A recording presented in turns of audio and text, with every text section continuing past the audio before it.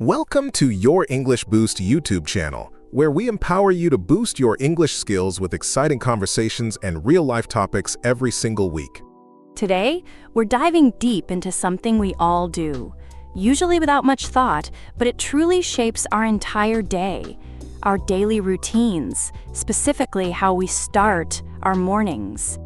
Did you know that roughly 70% of successful people credit their morning routines for a significant part of their achievements?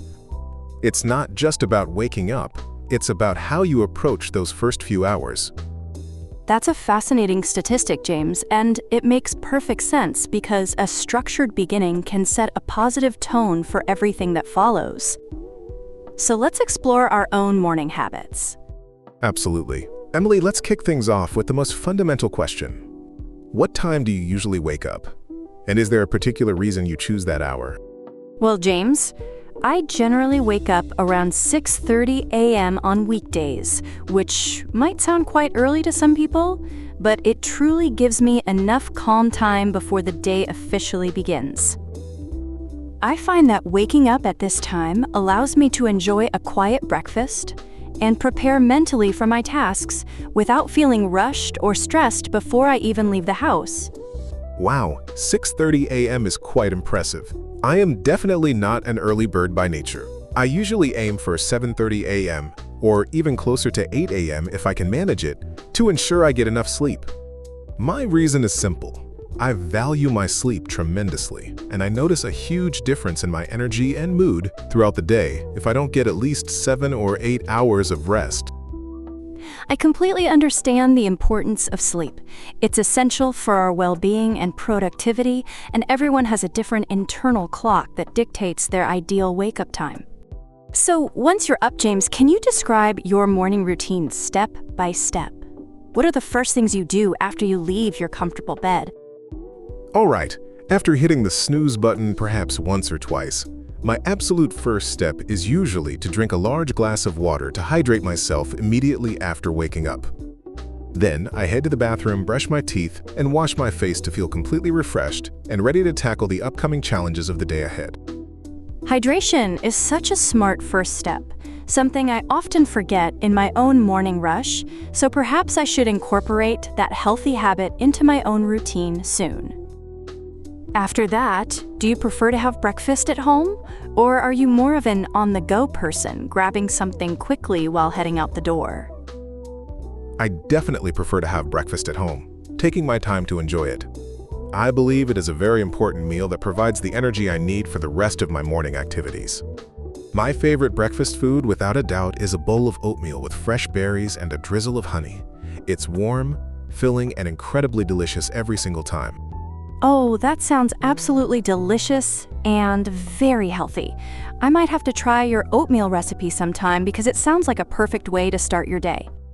I usually have breakfast at home too, often toast with avocado or Greek yogurt with granola, but sometimes, if I am really short on time, a banana is my quick go-to. It sounds like we both value a good breakfast. How important is it for you, Emily, to plan your entire day in the morning? Perhaps over that delicious avocado toast? Planning my day in the morning is crucial for me, James. It helps me prioritize tasks and feel much more organized, reducing any unnecessary stress later on. I usually make a short to-do list in my head, or sometimes quickly jot down a few key points, which guides me through the different activities of my working day. That's a great approach. I also find that a little planning prevents me from feeling lost or overwhelmed as the day progresses, even if it's just a rough outline. Now, speaking of energy, do you incorporate any morning exercises or stretches into your routine to get your body moving before the busy day truly begins? Yes, I do. I try to do about 10 to 15 minutes of gentle yoga stretches every morning right after I finish my glass of water, which helps wake up my muscles. It's not an intense workout, just enough to loosen up my body and feel more flexible, preparing me for a long day of sitting at my desk and typing on the computer. That sounds incredibly calming and beneficial. I should definitely try to add some stretching to my mornings. My back would probably thank me for it later. However, let's be honest, we all have those mornings when we feel incredibly tired and just want to stay in bed. how do you deal with those challenging moments? Oh, I know those mornings very well. When I feel especially tired, I try to be kind to myself and allow a few extra minutes for a slow start, maybe just enjoying a cup of tea. Sometimes a slightly longer, warmer shower helps, or I play some upbeat music to lift my spirits and gently encourage myself to shake off the sleepiness and become active. Music is definitely a great mood booster. Do you often listen to music or podcasts in the morning while you are getting ready? Or do you prefer quiet time?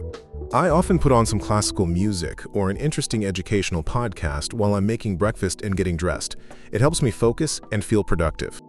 I love listening to podcasts in the morning. It's a fantastic way to learn something new or catch up on interesting stories while I am doing mundane tasks. It makes the time fly by and prevents me from just scrolling aimlessly on my phone, which can sometimes steal precious minutes from my limited morning time. Exactly. Speaking of phones, how does technology impact your mornings? Do you check emails immediately, or do you try to delay screen time for a bit longer? I try my best not to look at my phone for the first hour, but it's a constant battle, especially when I know there might be important messages waiting for me. It's a huge challenge. I try to avoid checking work emails right away, but I usually glance at the weather forecast and check a quick news headline to stay informed about what's happening.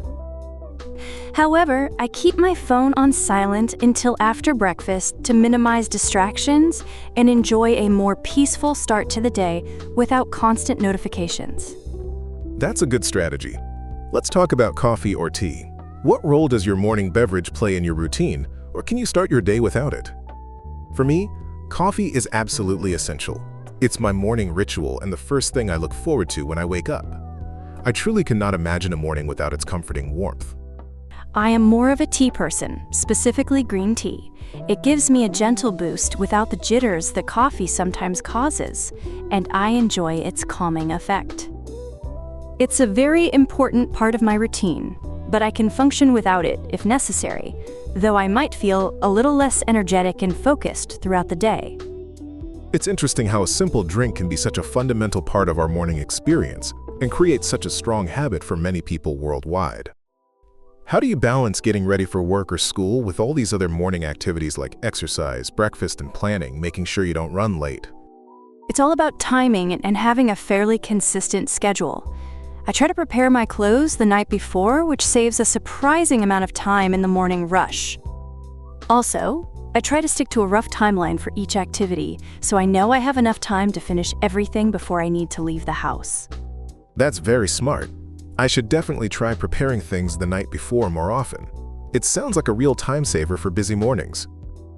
Have you tried any new morning habits recently that have significantly changed your routine, either for better or worse, or perhaps simply added a new dimension?